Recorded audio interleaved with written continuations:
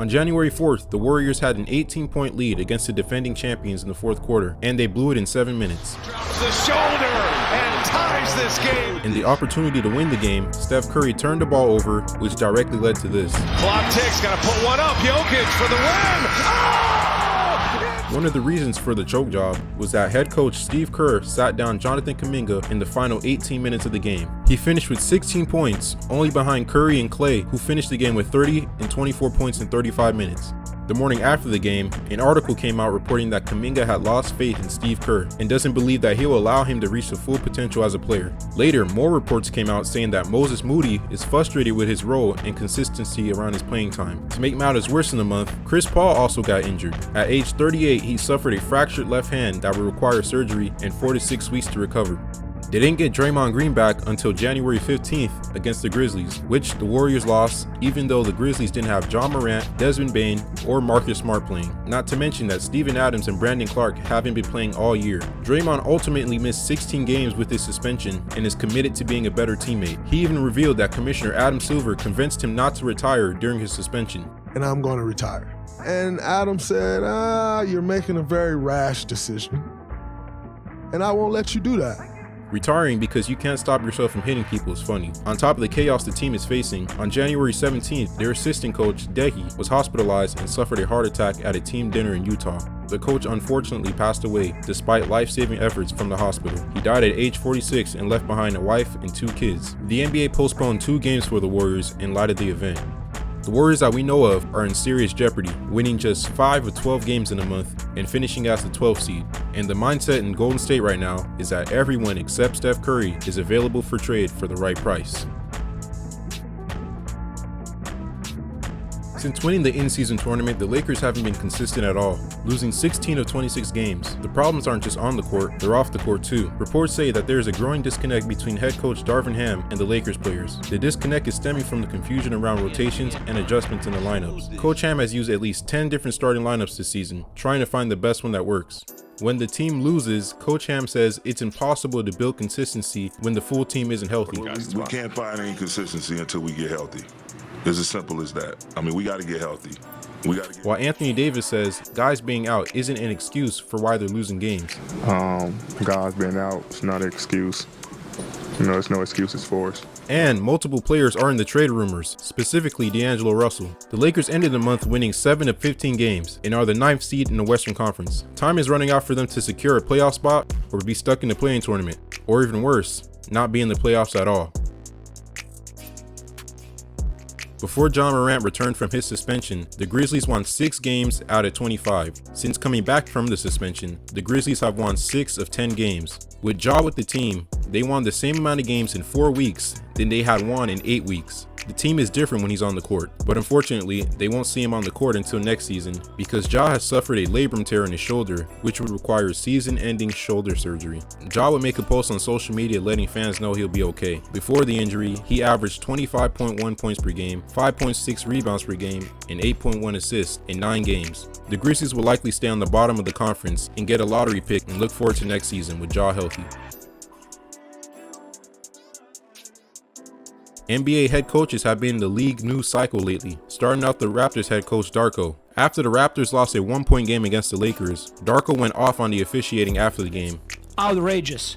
What happened tonight, this is completely BS. This is shame. 23 free throws for them, and we get 2 free throws in the fourth quarter. Scotty Barnes is going to be all-star. He's going to be the face of this league. And what's happening over here during whole season, I've been calling it back, it's a complete crap. Let's make one thing clear. Scotty Barnes is a great young player and won Rookie of the Year, but he's no future face of the league. LeBron was asked about the free throw disparity, and here's what he had to say.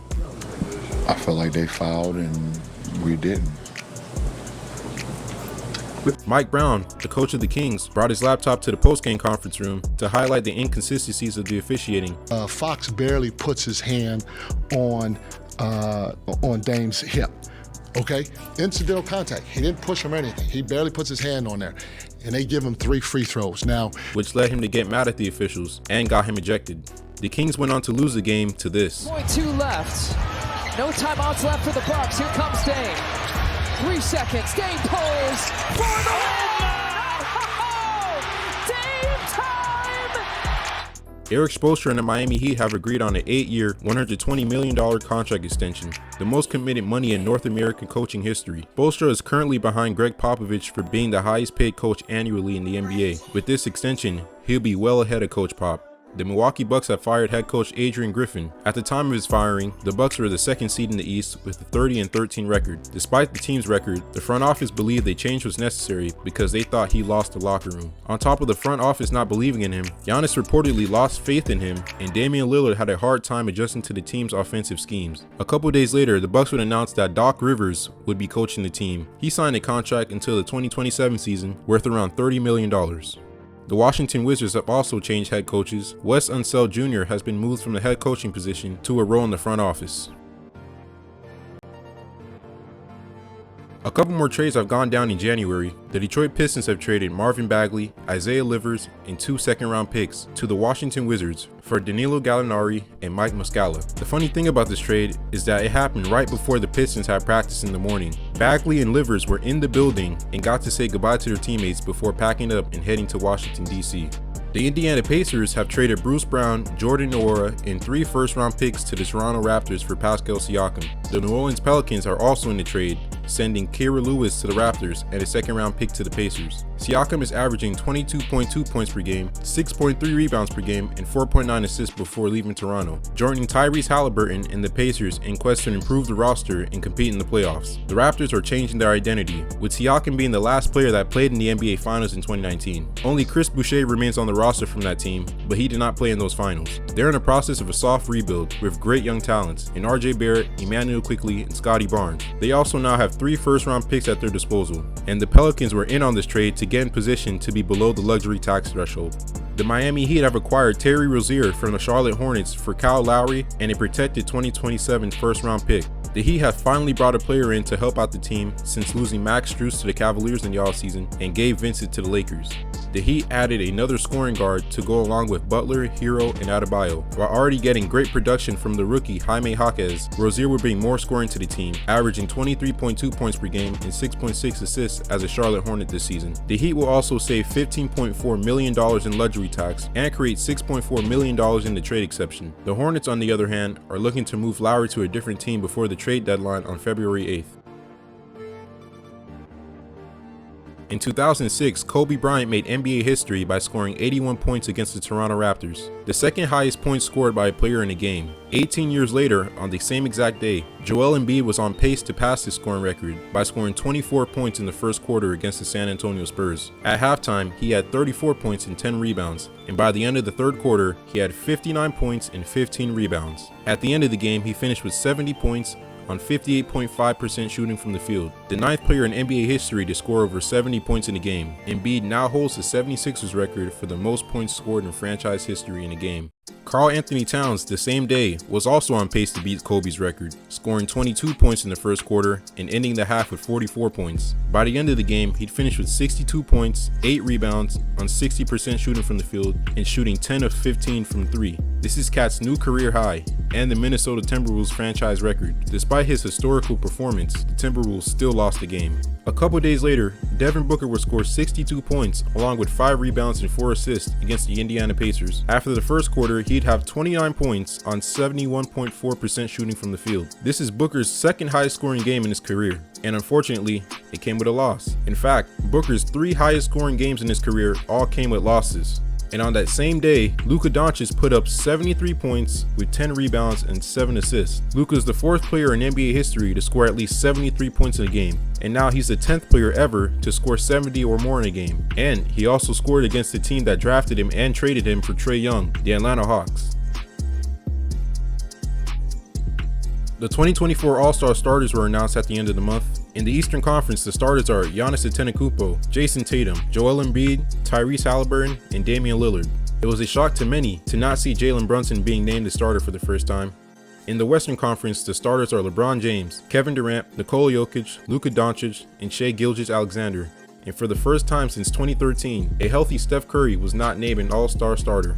And another NBA record was broken, as LeBron James now has the most All-Star selections in NBA history, being named a starter for his 20th All-Star game in his career. He passes Kareem Abdul-Jabbar's record of 19 All-Star appearances in NBA history.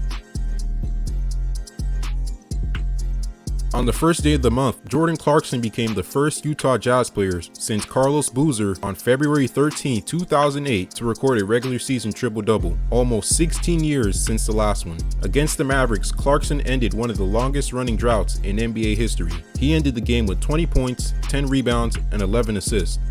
Kawhi Leonard has signed a 3-year, $153 million contract extension with the Clippers. Kawhi has proven that he's still one of the best players in the league when he's healthy, and he's also proved that he's still able to play long stretches of the season. With the Clippers having a new arena to play in next season, having a superstar like Kawhi Leonard will have people buying tickets to watch the Clippers play in their new home for the foreseeable future.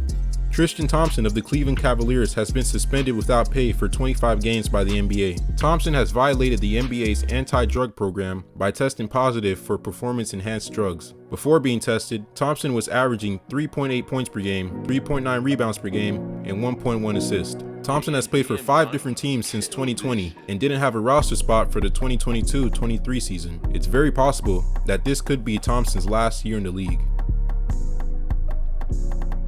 The Cleveland Cavaliers have stepped up in January, winning 11 out of their 13 games in the month. The New York Knicks were also great. In my last recap video, I said there wouldn't be a major improvement since the trade with the Raptors, but they've proven me wrong. They've ended the month on an 8-game winning streak and won 14 out of 16 games in the month. The Miami Heat struggled, winning just 6 out of 16 games in the month, including going on a 7-game losing streak during the latter part of the month. The Orlando Magic struggled as well, winning just 6 games out of their 16. Nothing much has changed in the Western Conference. The Utah Jazz had a great month, winning 10 games out of 16, including a 6-game win streak in the month. The Lakers are probably going to be back in the play-in tournament again, and the Clippers are still doing great, and the Warriors not making the playoffs this season is looking very possible. And the Portland Trail Blazers have been losing, but losing bad. They've won just 6 games out of 17 games in the month, and 7 of those losses were lost by over 20 points.